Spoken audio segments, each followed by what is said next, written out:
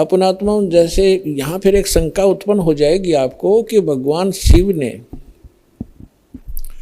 राजा दक्ष को जीवित कर दिया और बकरे की गर्दन लगा दी, तो भगवान शंकर में भी तो शक्ति है। पुण्यात्माओं जैसे धर्मदास जी ने एक बार आदरणीय धर्मदास साहिब जी ने भगवान कबीर परमेश्वर जी से यही प्रश्न किया था कि हे परमात्मा, आप कह रहे हो कि राम और श्री कृष्ण ये समर्थ भगवान नहीं है, यानी विष्णु और शंकर और ब्रह्मा जी।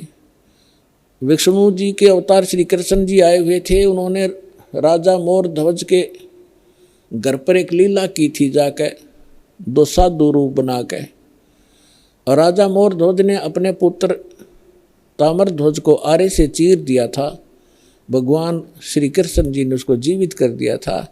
आप ये कह रहे हो कि ये सक्षम नहीं है, ये बात मेरे गले उतरती नहीं। तब तो परमात्मा ने उदाहरण दिया था कि पुत्र बात सुन,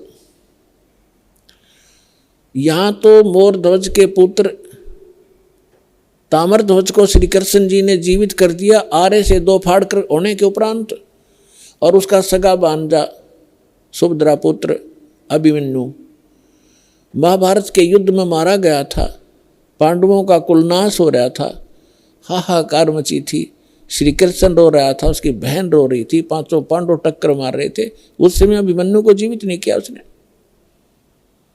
उस समय कहाँ गई थी उनकी वो सामर्थ्य? तब धर्मदास जी ने कहा था, भगवान इसका उत्तर भी आप ही दे सकते हो, हम तो बस इतने बच्चों जैसे प्रश्न है हमारे, बच्चों जैसी बुद्धि है हमारी। ये भी बात सही है आपकी कि वहाँ क्यों ना जीवित किया उसको।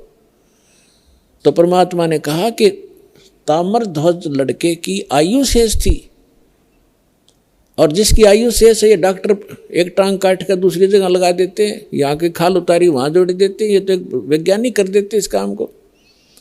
और जिनकी आयु नहीं रहती है डॉक्टर फेल हो जाते हैं, खुद डॉक्टर हार्ट अटैक का हार्ट का स्पेशलिस्ट डॉक्टर, और हार्ट की बीमारी से ग्रस्त, और हाथ में गोली टेबलेट खा भी नहीं पाया, 1 मिनट में सांस पूरा हो गया। तो भगवान से बड़ा ना कोई विज्ञान है, ना ये छोटे भगवान है। भगवान तो भगवान ही है, वो समर्थ है, सत्य पुरुष है। तब परमात्मा ने बताया कि ताम्र ध्वज की आयु शेष थी, अभिमन्यु की आयु इतनी ही थी, और ये भगवान इतना ही काम कर सकते हैं। आयु शेष थी तो उसकी राजा दक्ष को दूसरे गर्दन जोड़ दी, चल भाई, लेकिन ये सक्षम नहीं है। अब आगे देखना क्या होता है कि भगवान शंकर ने पार्वती जी की अस्थियां उठा ली और 10,000 वर्ष तक उसको सीने से लगा के पार्वती पार्वती दक्ष माया दक्ष पुत्री करते करते पागलों की तरह भटकता रहा। अपने आत्मा अब ये हम भगवान ब्रह्मा, भगवान विष्णु, भगवान शिव जी को सुखी माने, ये सुखी है, ये सुखी व्यक्ति के लक्षण है। 10,000 वर्ष तक पागलों की तरह खाना ना पीना ना, हाय पार्वती, हाय दक्ष माया, हाय दक्ष की पुत्री। तो हमारे पास ज्ञान का टोटा था, जिस कारण से हमने प्रत्येक को भगवान और समर्थ मान लिया। देखो ऐसा नहीं कह रहा दास, ना हमारे भगवान ने कहा कि ब्रह्मा विष्णु महेश बिल्कुल यूजलेस है, ये जितने सक्षम हैं, जितनी इनकी सामर्थ्य है उतना बताया है।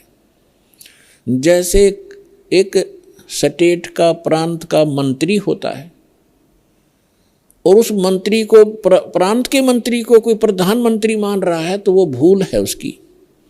तो परमेश्वर ने और परमेश्वर से प्राप्त ज्ञान से इस दास ने ये इतनी भूल मिटाई है कि जिसको आप समर्थ शक्ति मान रहे थे, श्री ब्रह्मा, श्री विष्णु, श्री शिव जी, दुर्गा आदि को, ये समर्थ नहीं है। ये केवल 21 ब्रह्मांड के अंदर एक ब्रह्मांड, 21 ब्रह्मांड इस काल के, इसमें 21 प्रांत समझ लो।